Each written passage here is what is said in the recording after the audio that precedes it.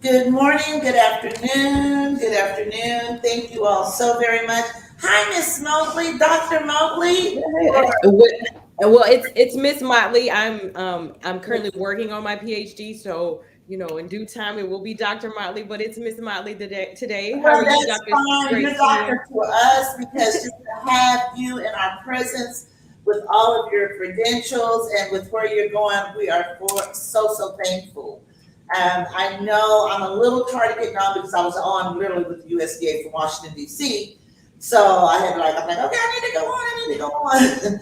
So again, thank you so very much. I want you to just give us your name and your business and what you're doing in agriculture to make this world a better place. Okay, well, first of all, let me thank you for inviting me on today. Um, just to introduce myself, I am Alexis Motley. I am a registered dietitian by trade. Currently, I work at LSU where I teach some classes there and I'm finishing up my PhD. But my business is Red River Medical Nutrition, where I have a private practice as a dietitian. But the pandemic kind of changed some things for me, which was a positive thing. I came home and I was home with my two young boys, and I started to notice, like, teaching them. I was trying to teach them how to grow things, and everybody during the pandemic was trying new things. So I said, hey, let's just start a garden in our backyard. Where Right. that propelled into a whole new project for this mom. I created the My Kid Play Garden project, where I have started community gardens in food desert communities, and I focus on community. My target group for children, I look for the ages 1 to 5. So I'm looking at daycare centers and pre-K 4 centers, or even a kindergarten center. So because we focus between that age of 1 to 5. And so what I'm doing with the My Kid Play Garden project is just being that liaison between food, the farmer, and the child, or potentially my future client. Because a lot of times, as a dietitian, I teach, I say, hey, you need to eat a healthy plate. And I'm telling them what the plate should look like. But if a person doesn't have access or haven't seen that food or tried that food, then more than likely they're not willing to eat that food. So the My Kid Play Garden project is used to, I introduce all new types of foods to children. So they grow it, they prepare it, and the goal is to get them to eat it. And I get a lot of emails and phone calls from parents like, how did you get my child to eat X, Y, or Z? Like a cucumber, a tomato. And I'm like, well, they grew it. I told them they had to prepare it and then they had to eat it. So that's the goal that we try to focus on with the My Kid Play Garden project. We we have partnered with some local farmers here in Louisiana that assist in helping us get the garden started and educating the teachers on what to do, like when to clip like if it's lettuce, when to clip, when to pick. And so I, as the dietitian, I bring the education piece to it. So I go to a lot of the schools and I teach the nutrition classes to the students. And we're working with other dietitians to come aboard to help out. And the biggest thing for me is to bring diversity to dietetics. So I want little children to see that the dietitian can look like them and what a dietitian Ooh, can do. yes, yes, that's what we're So about. most times when I tell people I'm a dietitian, they're like, "You work in the cafeteria?" Right. No, no. I said no. I give everyone credit where credit is due. But my role as the dietitian in this project is to bring the education piece and to connect the farmer with the students. So I work hand in hand with farmers. I'm working hand in hand with our educators just to bridge the gap that we're missing, because we want kids to be healthy, but how can they be healthy without the access to those healthy food options? Most definitely. I am just overjoyed to meet you, to speak with you, because I'm all about children. If you haven't looked at my bio or know anything about our organization, our whole platform is on children. Currently, right now, we've been working with congressional members for 10 years almost to get a bill passed on behalf of minority women farmers and youth, at-risk youth, or if you want to say minority youth, to make sure they have genuine opportunities in agriculture like traditional 4-Hers and FFA. Okay. The reason being, we have been able to research and drill down and get experts to fact check us to make sure we're on the right track as far as the inequities and just non-inclusion. So we were able to do that through an actual PR firm in Washington D.C. And now here we are on the cuffs of speaking to the president of the United States to get an executive order to make sure we receive the resources to make sure funding can go to people like you. So you don't have to jump through 1,000 hoops to educate our children. And the reason I did it because I had to go through it for 14 years. Come February 21st, it'll make 14 years trying to get grants awarded, being a woman and a woman of color, not to complain because that's my story, but with my story, I'm building or I'm able to go and tell the story and show that there are women like you that are true expert, educated experts, and that makes a difference. And I tell people that's where we have been disrespected. For some reason, we're not the experts, but yet we have been birthing babies, and some of our babies weren't even our babies. We've been birthing and raising and giving them nutritious foods from the beginning of time since we got over here. So again, kudos to you. All the pink roses I could share to you through virtual process. I want to talk about a little bit, you told your special work is vegetable gardening, primarily your focus as far as foods. Can you kind of get into what type of foods that you produce and things like that? So every garden box is kind of different. We tailor it to that population. So the one that comes to mind first, our first garden box, we made sure we had cucumbers, we had tomatoes, we also did lettuce. So we try to do things that we know we can easily introduce and we can have easy recipes that children can do. So we slice a tomato, they can pick it up, or if it's a cherry tomato and it's not a choking hazard, they can pick those things up.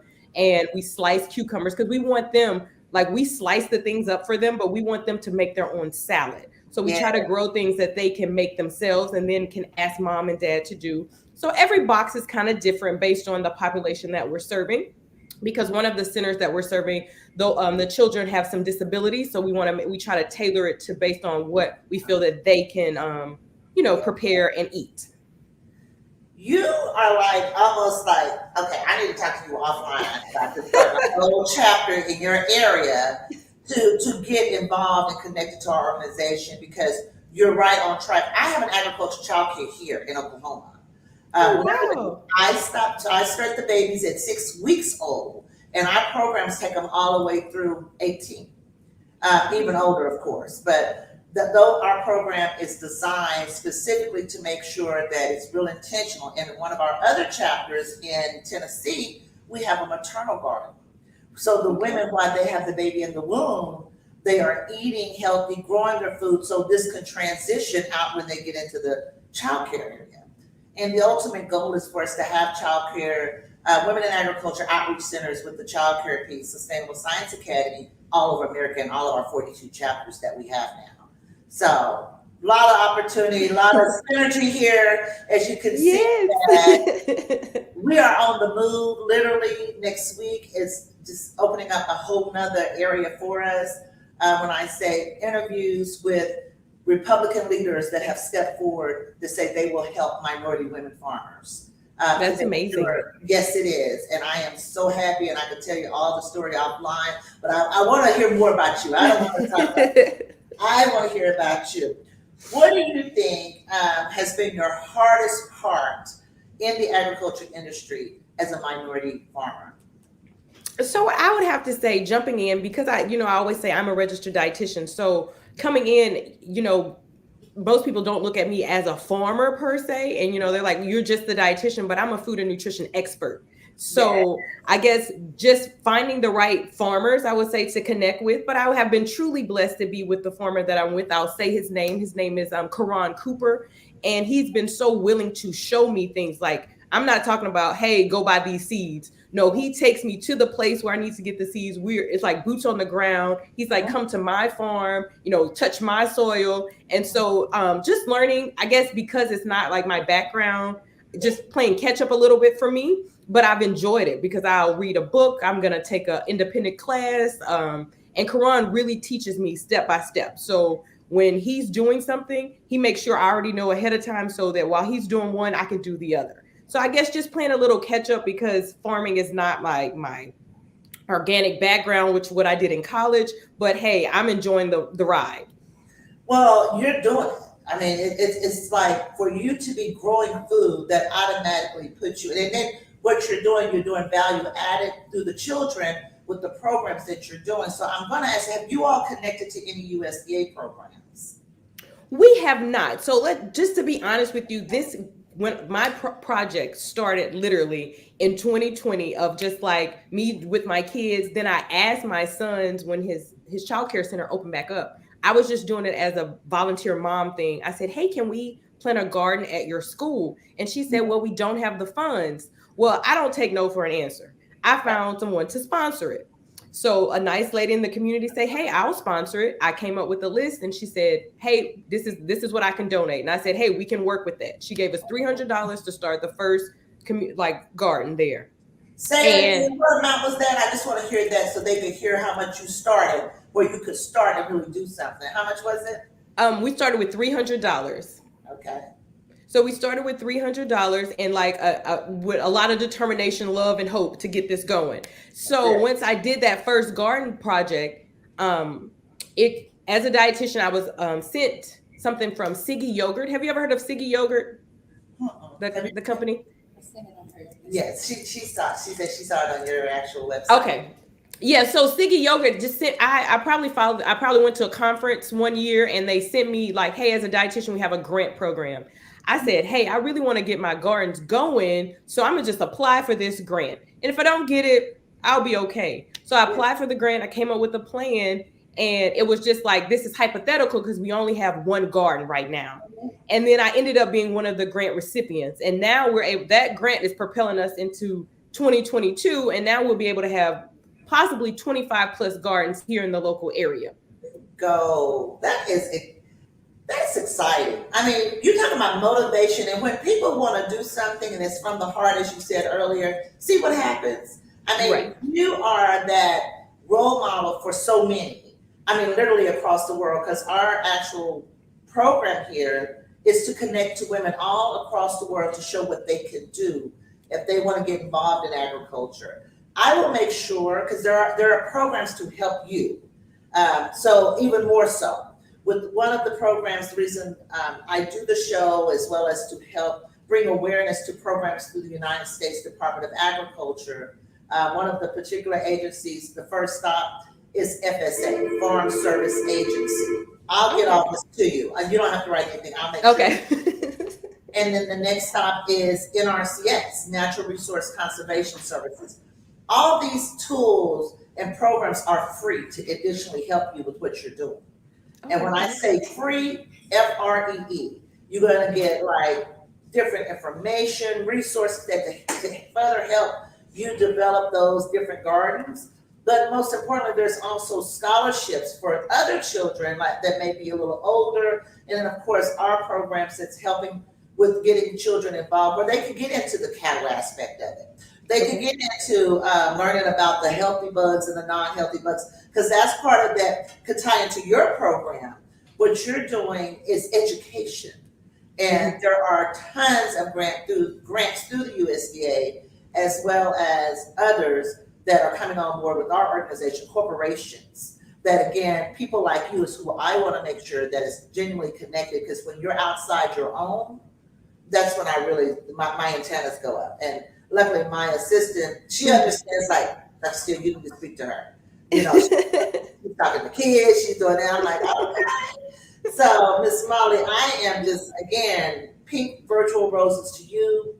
Hopefully, you will also be one of our speakers on another event that we're about to have. It's going to be huge because you have a story to tell. And I like, when you said children and what you're doing for the babies, and you started with your own and then branched it out, that's amazing. And there in Louisiana, we have a chapter there, and I need to connect you further with some people during the rural area, because that's one of the reasons our organization came out, because rural women had the land and different, but they were not even seen. We were talking to a corporation yesterday, and it is so true that it was as if we didn't even exist until the organization came out.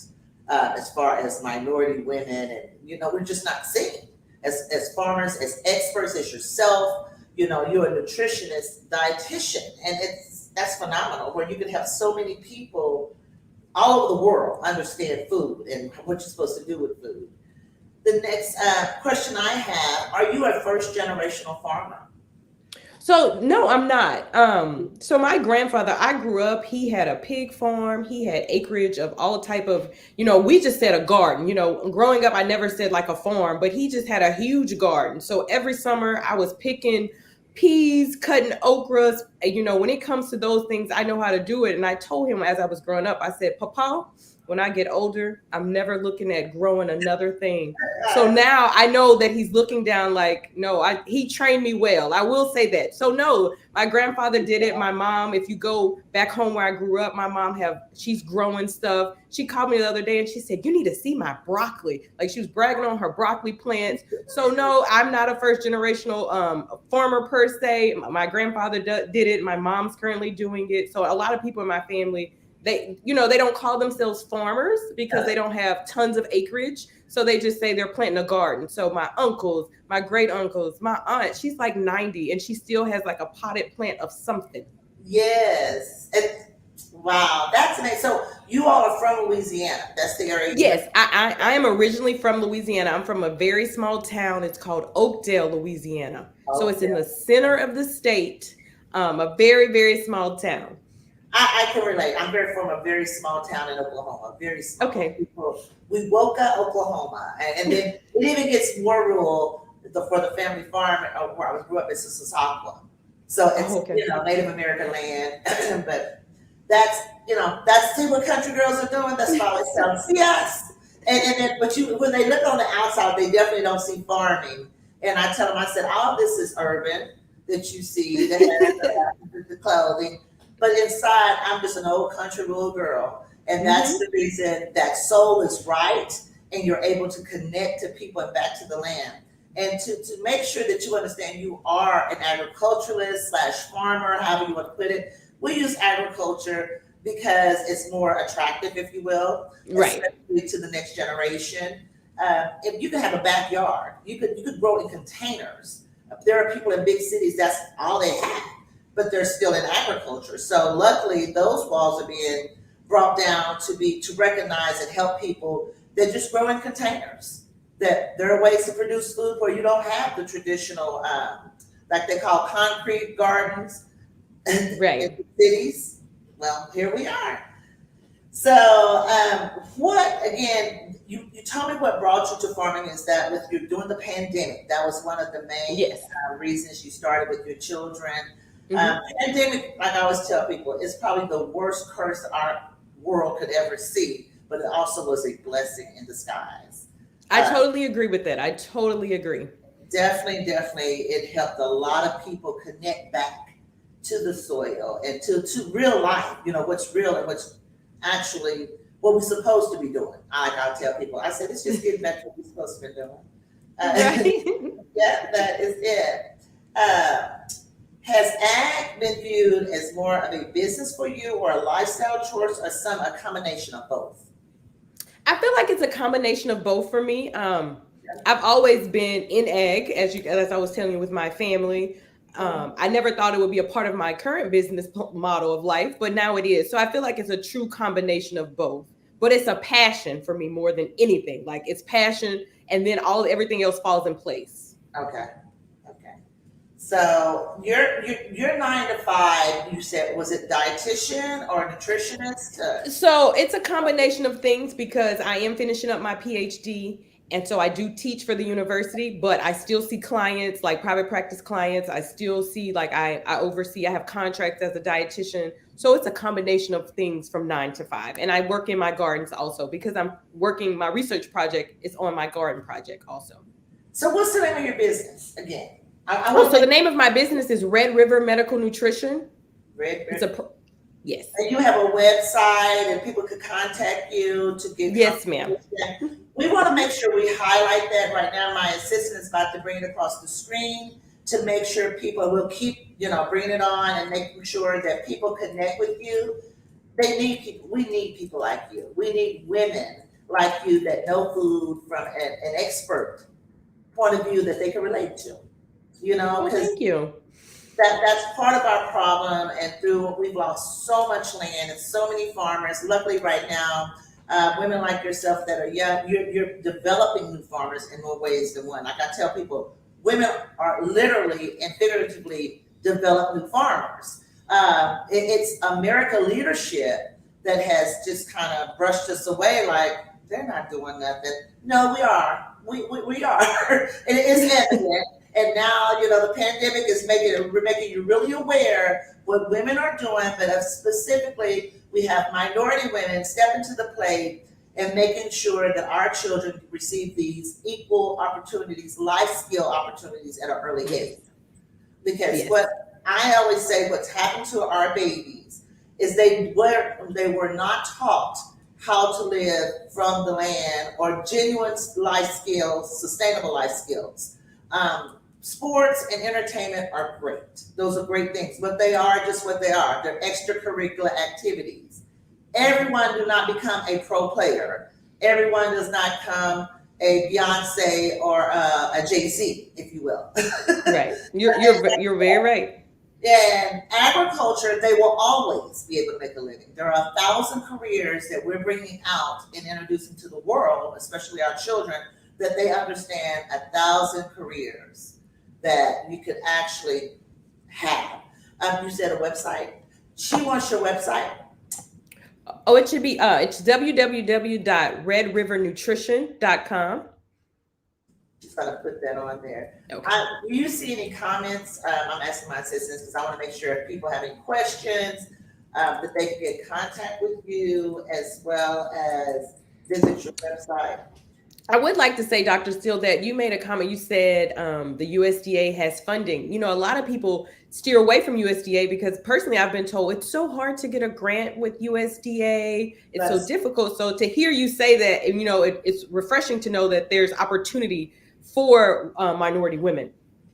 Tons of opportunity. Now, I will tell you the process, why they say it's so hard. The USDA do not fund small individual farmers per se. There are a couple of subsidiary programs through the USDA called SARE, S-A-R-E. That's a Southern SARE. We're in the Southern District, so you would be part of that. There are different regional areas that SARE is a part of. They actually help individual farmers or LLCs. Okay. Grants through the USDA primarily go to nonprofit and colleges, land grant universities, or HBCU agriculture colleges, if you will, because a lot of people, you hear them talk about 1890s, 1862s, tribal colleges, all those colleges, they are funded through the USDA. Now, their hurdle is not as hard to jump like ours are. And that's why we're trying to get ourselves in a position to become a funder. That is part of our bill. Because for years, since 1914, we have been left out. From receiving sustainable funding, which is there and that will be there forever to make sure children will have opportunities. Specifically 4-H, which is the awesomest youth program I've ever seen in my life. I love it. But we're not there. Our children are not in that. 98.9% of children have never been heard of 4-H. That's just, and it's not even no one's fault. It's just that no one took the time to drill down and make sure. So this is, again, I always tell people, God gave it to me, and I have the women and the people that are following and assisting, that we are now with an administration that can help us. And all we're asking our president to do is help us the way we helped you. Become president, you said you wanted to help minority women. Well, here we are with a long track record, and we stayed fast. We did not waver during the roughest times in our life, and I'm kind of going around and about speaking about grants, but just to let you know, yes, there are, and that's when I said offline we'll talk about, possibly you becoming a chapter, because there's really nothing to it. It's real easy to get involved with us, and you're under the umbrella to receive funding up under. You can file for a grant up under as Louisiana Women in Ag. Okay. That's just how simple it is. Oh, well, great. Yeah, and it's your show, it's your expertise you get to bring out and grow your business right there along with it, where you could partner your business with the organization, however you want to grow. That's what we're about. So the other question I had, you said you have not gotten into any of the subsidies with the USDA, so I don't have to really drill down on that. But you know now that there are USDA programs that's for you. and there's some Yes. preference for you as well as other people that are involved in agriculture. Do you think agriculture system benefits are from the agriculture benefits from subsidies? Are they helpful or harmful? I don't know how you want to speak to that. Honestly, I cannot speak to that because I have not, like applied for them or tried to partner with them. So I really don't know. I haven't worked with that. Okay. And with that is real refreshing that you have not, because then you really could see the overview and you could take it back because those programs are there. And the USDA, there are some great people that will help. People are people. Like I tell people, there are always people. There are two types of people that help you and people that don't. The ones in between, that's just where they are. They just sit there and do nothing. But there are people that will help and there are people that won't. So I'm not going to luckily, I am connected to enough people that really want to help and understand and believe in what we're doing. So I'm not going to go into that too much. Have you taken any steps to make your farm more environmentally friendly? So right now, what we're really into, and everything is and has been, what is it, global warming? Talk to me about environmental issues that you feel like you're helping with. So we have tried. So a few things that we are doing. We're pesticide free. So some things that I've learned is like all these natural things that we're doing to keep our plants protected. It's really funny. Like I have tons and tons of like cayenne pepper, and my parents were like, "Why do you have all this cayenne pepper?" I was like, "This keeps the animals away from my garden." So we sprinkle it around the garden box. We have been trying some because of global warming. Here in Louisiana, it was hot. When I say hot in December, hot. We were in shorts for December. And then yesterday, day before yesterday, it dropped down to the 20s. So what I purchased for all of our gardens, we have it looks like a greenhouse that we can put on top of our garden boxes to protect them from the weather, because the weather is my biggest threat here in Louisiana, and some of the animals. So that's what we've been doing in terms of kind of protecting our gardens and trying to be environmentally friendly. We are trying to do some irrigation projects with our upcoming gardens. Okay. So I'm working with the farmer to figure out what we're going to do with our water and water waste. We're working on that for future gardens. That's where NRCS with the USDA come in. They will help with that as well. Okay. With that free conservation plan where you can get connected and partnered with them, easy peasy. They will help with a lot of that. I like what you're saying with the cayenne pepper. I never realized that, but I have used cinnamon. I've heard of cinnamon as far as with the bugs. What are some more environmental things that you think you all do as far, you said, with the cayenne pepper, you were talking about roll-off waterways, so that's environmental. Is there anything else that you think that? No, not really, because we use the container boxes. We're not in the ground. We for the schools, we've been doing, the boxes. So like the raised bed container type. Another thing that we do also use neem oil, one of those neem oil on to protect it from certain bugs. Okay. I'm writing down these, honey, because I'm a girl and I love it. And I literally, the Winn-Dixie here in town, they know when I'm coming. They're like, "You ready for your cayenne pepper?" I buy it by the cases from them. Yeah. That keeps like rabbits and mice. So one of our gardens is at Southern University and it's on the bluff. So they have like these big nutri-rat things. So it keeps nutri-rats and cats away. We noticed it keeps cats away. Cats hate it. Okay. That's interesting. And it's good to know. Like I said, it makes sense. Like you said, with pepper anyway, it's just like the smell and everything is. Yeah, think about it getting in your nose, because because it's cayenne pepper, we can sprinkle it around the box, inside the box, because it's not going to harm the plant, but the animal doesn't want to go to the plant because of the scent. Right. So moving from the climate warming, I'm very grateful, but also what you're doing with climate warming, you're putting more good oxygen in the air with the plants. So thank you. Thank you for helping our climate or our environment to be healthier. People don't realize when you're gardening, it's still bringing in good air and you're cleaning the air with plants. And it's just a beautiful thing. Have you tried to work with any pollinators? Yeah. Have you gotten into that aspect of it? Not yet. I have not worked with any pollinators just yet, but that's something, you know how you have that long thing to do list. It's Most one of the things that we want to. I know at the garden that we have at Southern University, they were thinking about bringing in like a butterfly garden next to ours, and where they was going to grow some things. So we're working with other organizations to bring in things like that, but it's on our list to work with. I'm just basking in the moment, honey. What do you think the government should do to change the farming industry? What do you think? What are the suggestions that you feel can make it better for us out here?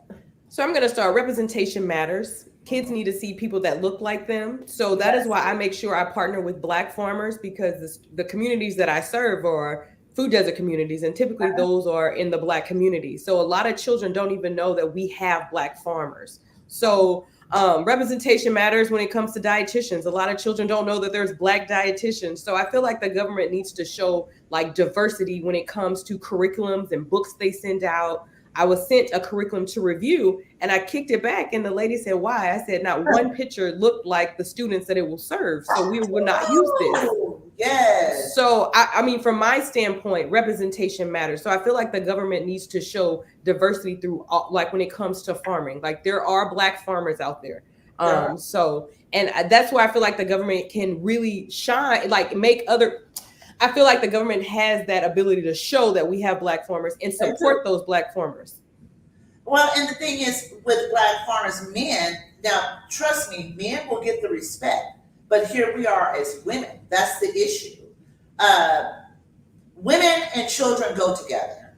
And for some reason, if you want more farmers, since we're down to 1%, what you're saying, they will make it happen. If they're real and they're trying to be genuine and make a change, women and children can help make sure it gets done. And I'm so glad to see that you're one of those sisters that will bounce it back, because I've done that too. They come over here to this side, because I sit in the food desert side. Our organization headquarters is in the east side of Oklahoma City, in the food desert, poverty stricken, children are failing in school, all the horrific poverty issues, the most probably in the nation, next to some other states. I think we were 48th at one time. Long story short, still we are ignored and not represented at the table where we should be on a national level for it to flow to the state and city level. And I had to like tell them once, when they wanted to come and get our children out of the community and take them into their community, I said, no, you can come over here and do some programs with me, but I'm not taking our children out of their environment and having them as a guinea pig, or for you to make money off of them, saying you're educating them, and they feel belittled because they're behind, because the government has not taken that time to make sure people like you and I, who have the education, the experience, can make sure that they are at the table and receive the same opportunities. So again, I thank you for being genuine to say, nope, bounce it back. I like that. I love that. I love it. I love it. So you have a book out yet? That's something where I'm No, honestly, I'm in the works. So I was discussing with my major professor. She was like, "Hey, have you found a curriculum that you would like to use?" I said, "Well, I'll use one, but know that I'm going to write my own, because I want the curriculum that I use with my Kid Play Garden project to represent the students that I serve. And I have not found a curriculum that I feel comfortable with to bring into the school systems that I serve. So I am going to write a curriculum to represent what we're doing." Yeah, go. That's a grant. That is a grant, what you're saying. There's a grant out there for that.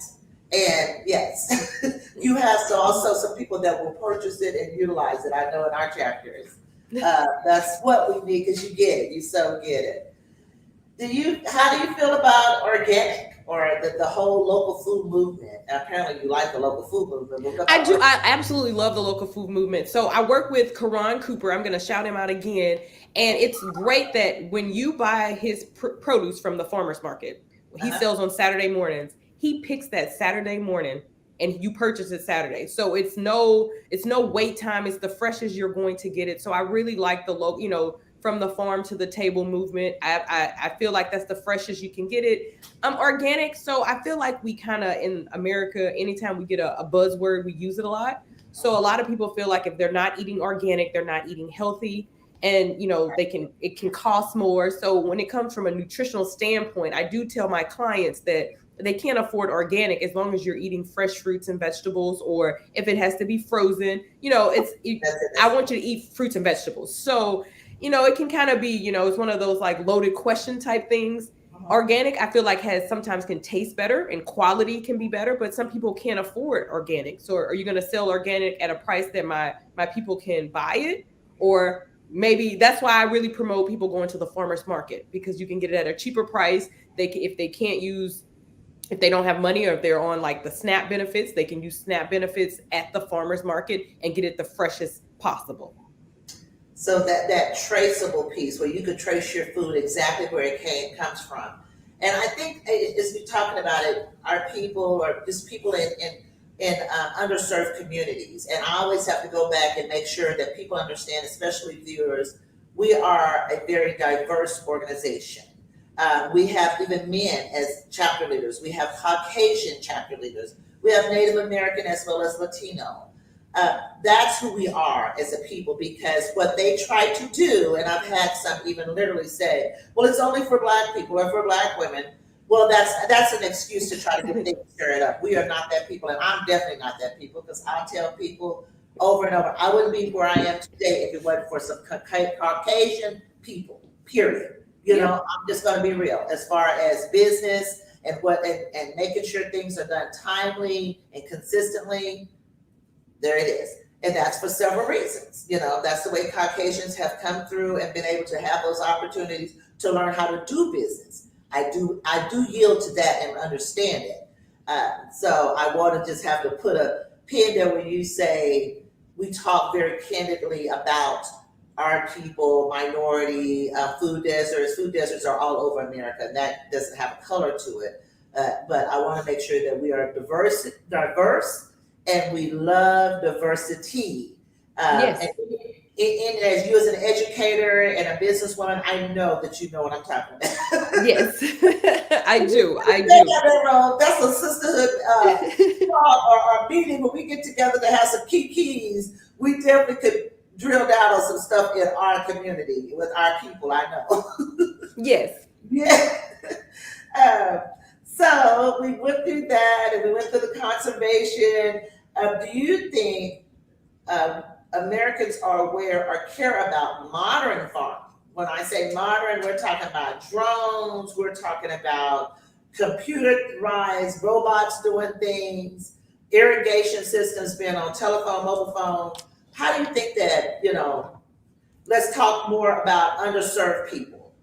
So I feel like, honestly, I feel like a lot of Americans, I feel like maybe it's like a split, because some Americans really care, when it comes to these things, like where their food is coming from, what we use to produce our food, and how we're transporting our foods. But I feel like if a person is trying to live paycheck to paycheck, they can care less about that. They're just going to eat whatever they want to eat. So it just depends on where you are in life, what you care about. I mean, I definitely care for where my food comes from, because I don't want it to be on a truck that long. I want to get it as fresh as possible. But I feel like the more technology that we get, and that'll just like reduce the amount of time that it takes to get from the farm to the store to the table. But it all depends when it comes to that, when it comes like to Americans, because what I'm starting to notice, I guess I never paid attention to all these things until the beginning of the pandemic, like what we care about. Like when we came home for the pandemic, the only thing I cared about was making sure my kids logged on to school and got their work turned in, and made sure I did my work at the same time. So it's all really just kind of depends on where people are, what they're worried about. But I feel like a lot of technology is going into farming. Like some farms that I visited, I was like, this is like really up to date. It's like high technology. When it comes to robots, I feel like that can take jobs away in terms of the people that we have currently out there picking. If we start bringing robots out there to pick that will take some jobs away. So, those situations can get touchy. But I feel that with the more technology that's out there, I feel that we should bring in some type of education piece at the school level, so that we're teaching kids how to do it themselves if they want to make it from the garden or the farm to their table. So I feel that even though we can get all the technology we want to get, we should put some education back into the school system, teaching kids how to do this themselves. If you You give a what's the you give a person a fish, they eat for a day. You teach them how to fish, they eat for a lifetime. So I feel like we need to teach more on how to do it so they can continue to do it. So you can always feed yourself. You'll never go hungry. Exactly. That's what we're talking about. Traditional way, making sure they get good life skills. Yes. Because that's what's happened. And I want to just kind of sit here and talk about that, about what's happened to our children. It's, I think, because they weren't taught those things early in life, that this is where your food comes from, and which snowballs into so many other things as far as turning to the streets to make money, turning to the streets to eat, running to a fast food. They're taught more about that than taught how to grow your own food, and which snowballs into other things. When I say other things, our children see others, fast money, fast money, fast money. Where does that come? Jail. Yes. Jail, or worse, death. And all of it again stems back to the beginning, as you said, traditional. If we would have taught them that good stuff early on, how to be consistent with growing your food, what to put in your body, all those good things have to go in at an early age. And that's where I am, again, thankful to a person like you that who is actually doing it. You're not talking it. You're not even involved in any grant programs per se. Mm-mm. So don't get any genuine or more organic, no pun intended. This is real. Do you want to talk a little bit about that more? Or?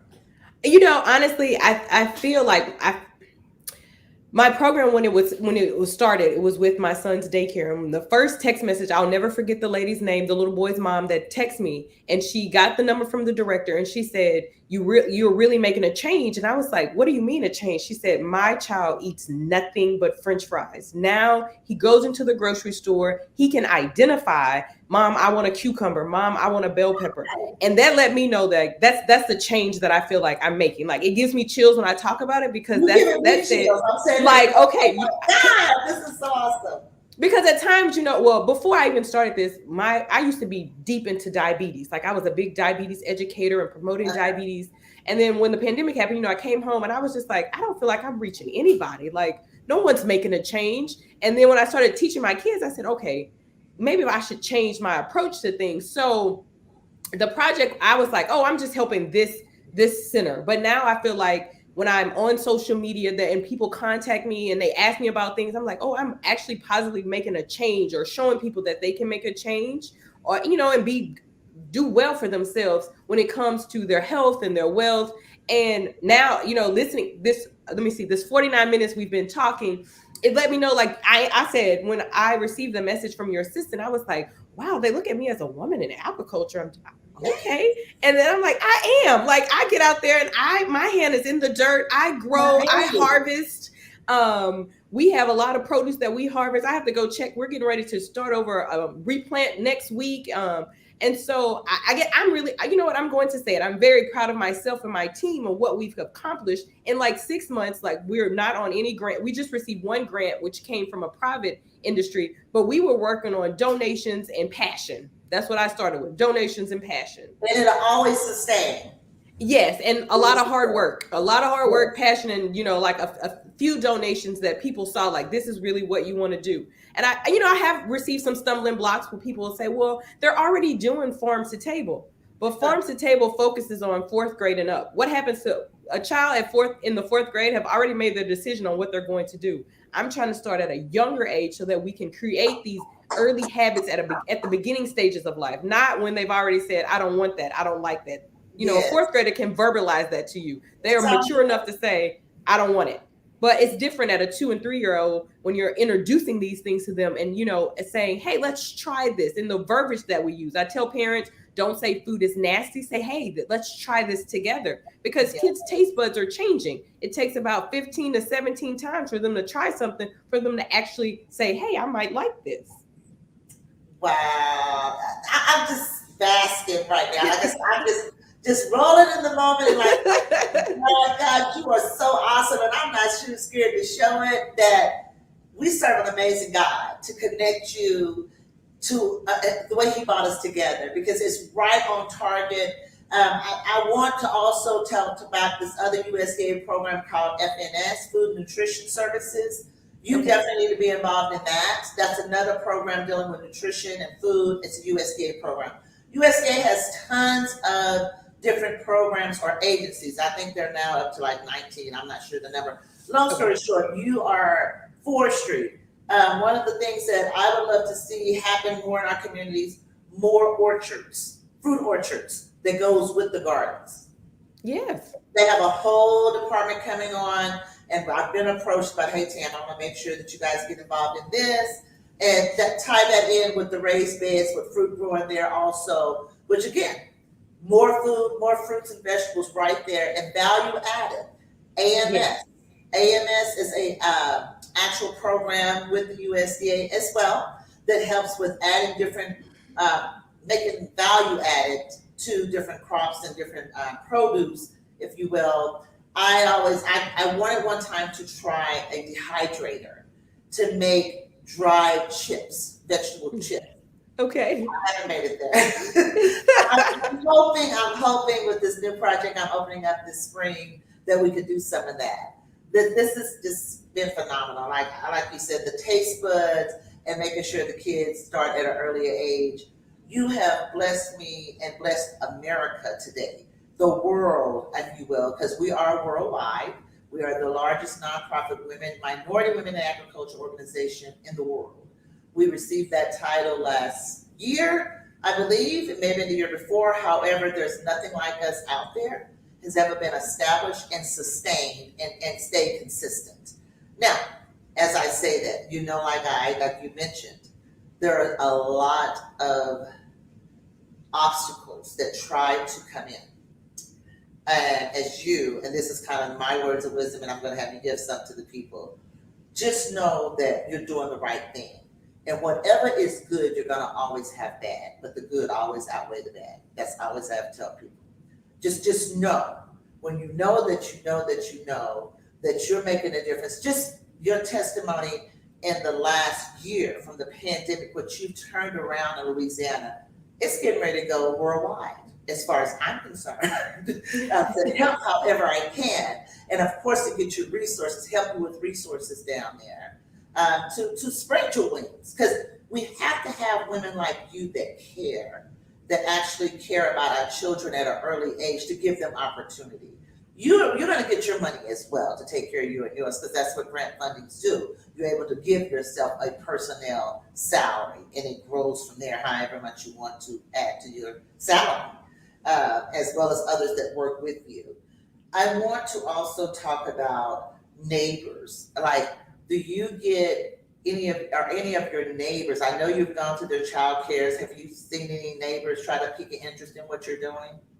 Oh, I am truly blessed. So I have a neighbor across the street from me. She moved in maybe like 6 months ago. I just mentioned to her about the garden project. She volunteers with me all the time. Her husband puts the raised beds together for me. My neighbor behind me, he sees things growing and he'll try. He said, "Can I take this to the?" He works at a long-term care facility. He brings it to the residents there. My neighbors are very helpful. Like, there is nothing I haven't asked anybody in my community to help me with that they haven't helped with. They see my passion, and I'll tell them, listen, we're on a zero budget, so I need all the help I can get. There you go. But they're good people. They are. People that got their own little crazy agendas going. Yeah, no, and I'm truly blessed with my neighbor, Kristen. She helps out. I called her the other day and I said, "Hey, I have a garden. One of the students can't monitor anymore. Do you think you can pick it up once a week to just check on it?" She's like, "Oh, no problem." So I'm very blessed with the neighbors that God has given me. They're so helpful with my project. And when I was going up for the grant, a lot of them was posting it on their social media, like, "Hey, help my neighbor out. This is what we're doing in the community." So I have some really great neighbors. Wow. Right question. I was like, give it to him, God. That's all I was going to say. Give it to him. Last, I'm going to wrap up by saying, what advice would you give to me, to younger people, whomever, women? Just give us some advice what you would give as a result of being an expert, a trailblazer, if you will, because you definitely are, as one of the few certified, soon to be PhD dietitian nutritionist. Baby, I gotta make sure you have your credentials on there because they can never take it away from you. You are that woman, you're that agriculture woman. What advice do you give us? Stay true to who you are. Don't change because someone believes you should change. If you feel like you have a good project, you work at it. You don't stop. No one can ever stop your work or your grind, as a lot of people like to say. My dad always raised me to be, he said, the next person might be smarter than you, but don't let them outwork you. So one thing, don't ever let someone outwork you, but don't lose your passion for whatever you have a passion for. When I wake up and I think about my project, I get so excited. I get overjoyed about what I feel like I'm doing to change the world. So whatever your passion is, follow your heart and follow your dreams, and don't allow the naysayers to say that you can't do it. You can do all things through Christ that strengthens you. That's what the word tells me. That's what I believe, and that's what I stand on. But I encourage you to, one thing that I do, I try to write down everything that I want to accomplish. And I say, God, align what I want to do, what you have for me to do. And I understand that things that don't work out, it's not because if it doesn't work out, I'm like, okay, God, that's not what you have for me. And I've learned to be okay with that. I've learned to be content with whatever situation I'm in, whatever God has me in that time. That's what I'm supposed to be. I work through that and I just keep moving. I never stop moving. So if I can give any advice, is never stop moving. I always keep my feet going. I always move.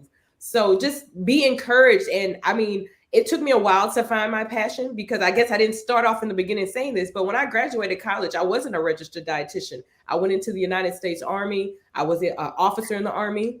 And once I got out of the Army is when I went back and I became a dietitian. So it's okay to have a second career. I tell people, this is not my first career. This is my second career, and it's okay. You don't have to accomplish everything by 30. It's all right. You might be 35 or 36. It's okay to still just keep moving.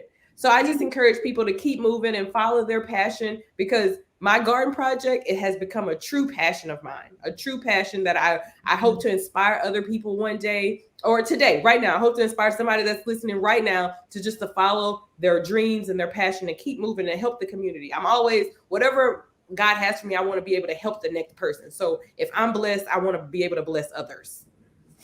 Oh my God. You literally got tears forming here, because your passion, your love, your spirit, it's just oozing through this screen. Like, if I was here, I would give you like the biggest hug, like, thank you for blessing us. I would put your name down here also with your website, so people can get in contact with you. But most importantly, you just said something, you're not gonna believe this today.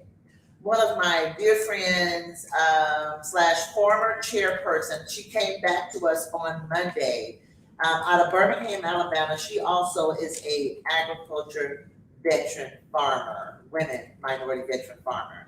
And when you said that, I was like, God, what are you doing? I mean, you're aligning this thing, because we're getting ready for a huge conference that I'll talk to you offline about. I just don't know what to say other than thank you, and you keep doing what you're doing. And I pray that you think about it. You pray on becoming a part of our organization, because we do need some more leadership in Louisiana. And I definitely have a lady down there that she is a former basketball coach. Okay. That they do agriculture, do basketball. Her sister was one of the first WNBA players. Very good friend of mine, and also the chapter leader from Louisiana, Miss Mary Bolton Warren. Okay. And yes, I will make sure you all connect. Even if you're not up under our umbrella, I still want to make sure that you know that Women in Ag, National Women in Agriculture, is here from you. We are all about helping every woman in ag and people in ag to make that bag. Thank you so much. You have a blessed day. Happy New Year. If there's ever anything, I'm a phone call away, and I will have my assistant set up a conference call with you sometime this week. Okay, thank you so much. Thank you for having me. I feel so blessed and honored to connect with you. Thank you. Thank you. Bye-bye.